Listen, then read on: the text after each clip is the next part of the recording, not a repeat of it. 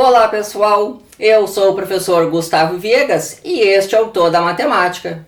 Os números com vírgula aparecem, por exemplo, quando queremos medir a massa de algumas frutas, quando queremos saber o preço de uma mercadoria ou a altura de um animal. A maneira correta de se referir a eles é chamá-los de números decimais. A ideia é assim, nós definimos uma unidade. Nesse caso aqui eu escolhi um quadrado. Vou pegar a minha unidade e dividir em 10 partes iguais. Cada uma dessas partes é o 1/10, representado por 0,1. Se eu pegar o décimo, dividi-lo em 10 partes iguais, cada uma dessas partes é o 1/100, representado por 0,01. Então, os números decimais, a ideia deles é tratar de números que, além da parte inteira, possuem pequenas partes em relação a essa parte inteira aí. Note que 10 décimos é um inteiro, ou ainda 100 centésimos é um inteiro. Quando eu pego um número decimal, por exemplo, 1,23, ele tem uma parte inteira, que nesse caso é o 1, e essa parte fica à esquerda da vírgula. Ele tem uma parte fracionária, nesse caso é o 23, que fica à direita da vírgula. Nós costumamos dizer que a parte fracionária está depois da vírgula. Então é assim, existe uma relação entre a notação fracionária e a notação decimal.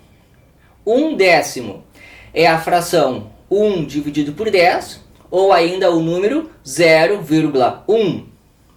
1/100 é a fração 1 sobre 100, ou ainda o número 0,01. 1 milésimo é a fração 1 sobre 1000, ou ainda o número 0,001. Vejamos alguns exemplos. Neste exemplo eu vou trabalhar com frações em que o denominador é 10 e o numerador é um número natural. Por exemplo, 2 décimos. Quando eu reescrevo como um número decimal, vai ficar assim, 10 tem apenas um zero. Como eu tenho um zero no 10, então o meu número terá um dígito depois da vírgula. É o 0,2. O 14 décimos. A quantidade de zeros do 10 é 1. Então o meu número terá um dígito depois da vírgula. É o 1,4. O 305 décimos. 10 tem um zero. Então o meu número terá um dígito depois da vírgula. Vai ficar o 30,5. Então eu pego o meu numerador, que é um número natural, e dele eu coloco uma vírgula de maneira que fica apenas um número depois da vírgula. Isso quando eu divido por 10. Quando eu dividir por 100, 100 tem 2 zeros. Então, por exemplo, o 4 centésimos ficará com 2 números depois da vírgula. Vai ficar o 0,04. O 11 centésimos, 100 tem 2 zeros. Então, o meu número ficará com 2 dígitos depois da vírgula, 0,11. 235 centésimos. Eu vou dividir por 100, 100 tem 2 zeros. Então, o meu número terá 2 dígitos depois da vírgula, o 2,35. Então, é assim que funciona quando eu tenho ali uma fração em que o numerador é um número natural e o denominador é 100. De maneira análoga, quando eu dividir por 1000. 1000 tem 3 zeros. Então eu vou ficar com 3 dígitos depois da vírgula. O 2 milésimos é o 0,002. O 15 milésimos, preciso de 3 dígitos depois da vírgula. É o 0,015. O 0,015. O 2002 milésimos vai ficar o 2,002. Sempre com 3 números depois da vírgula. Agora fazendo ao contrário, 0,3 eu quero reescrever como uma fração. eu noto que eu tenho um número depois da vírgula. Então, o denominador é 10. E o numerador, basta pegar o número que nós tínhamos e ignorar a vírgula. Fica o 3 décimos. Ou 0,30. Agora eu tenho dois números depois da vírgula. Então, o denominador é o 100. E o numerador, nós pegamos o número que tínhamos e tira a vírgula. Fica o 30. 30 centésimos. 30,30. Tem dois números depois da vírgula. Então vai ficar o denominador 100. E o numerador pega tudo que tem lá. É o 3030. Apenas tira a vírgula. O 0,03. Dois números depois da vírgula. Então o denominador é 100. E o numerador é o número que tinha lá, ignorando a vírgula. 3. 3 centésimos. 0,0003. Eu tenho 4 números depois da vírgula. Então, o denominador é o 10.000, porque 10.000 tem 4 zeros. E o numerador é o 3. 3,003. Tenho 3 números depois da vírgula. O denominador é 1000. E o numerador, nós pegamos o número que tem lá, tirando a vírgula dele, o 3003. Uma observação interessante. 0,6. Tem um número depois da vírgula. Então o denominador é 10 e o numerador é 6. Só que 6 décimos é uma fração equivalente a 60 centésimos. Basta multiplicar em cima e embaixo por 10. Só que 60 centésimos é o 0,60. Tem dois números depois da vírgula. Ou seja, 0,6 é igual a 0,60 ou ainda a 0,600, a 0,6000 e por aí vai. O que aconteceu aqui? Eu peguei já um número na sua forma decimal.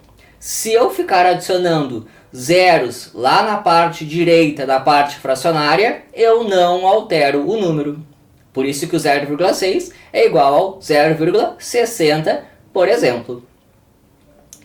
Eu entrei no site de uma empresa lá nos Estados Unidos e peguei o valor de uma mercadoria qualquer. Apareceu 1,49. Aqui no Brasil, quando nós utilizamos o valor de uma mercadoria, utilizamos a vírgula. Aqui nós escreveríamos 1,49. Então existem países que adotam o ponto, existem países que adotam a vírgula. Aqui eu mostro um mapa do globo que mostra as regiões, onde se usa o ponto e onde se usa a vírgula. No Brasil a vírgula, nos Estados Unidos o ponto, por exemplo. No Canadá eles utilizam as duas. Isso tem relação com a origem do país. Uma parte tem a ver com a França, a outra parte tem a ver com a Inglaterra. Por isso que no Canadá se utiliza tanto o ponto quanto a vírgula. Depende o estado. E existem alguns países, como o Irã, que adotam uma outra notação. Eles utilizam o sistema persa de numeração. Daí eles não adotam nem o ponto e nem a vírgula. É um símbolo deles. E sobre a origem do sistema decimal? Nós costumamos dizer que o Viet foi quem introduziu o sistema. Isso lá em 1579.